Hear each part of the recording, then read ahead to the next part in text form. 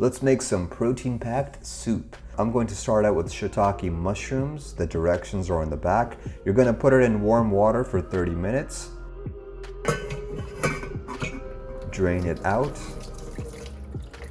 Take out the excess liquid and then remove the stem and slice it up. I gave some to my dog because she likes shrooms.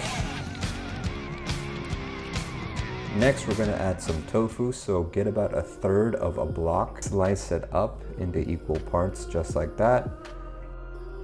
Lightly cook it till it's brown, and then slice it up again. You could have just done this in the beginning, but I just forgot to double slice it. I'm going home to where stuff makes sense. Remove the stem for the baby portobello mushrooms. Now you can cut these up into slices, but they are pretty small, so you can eat them in one bite. Slice up a little bit of green onions for some flavor.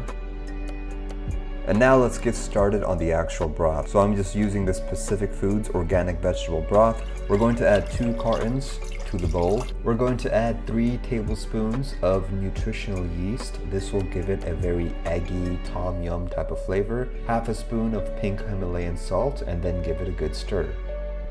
Next, we're going to add some bok choy. If it's baby bok choy, you can just throw it in there, but if it's big, you're going to want to cut it right in the center. That's it. After you throw your bok choy in there, I'm going to add some white yam noodle substitute because it's a bit healthier. But make sure you rinse, boil, and drain it before putting it in there. And then you're going to do the same thing for these bean sprouts. Now it's time to add the veggies we cut up. We had the shiitake, we had the baby portobello mushrooms, we had some tofu, and a dash of green onions. I'm also going to add 1 tablespoon of olive oil and some broccoli to top it off. After a minute of cooking it on high heat, you want to give it a good stir. And then wait 5 more minutes until it starts boiling and all the flavors seep in.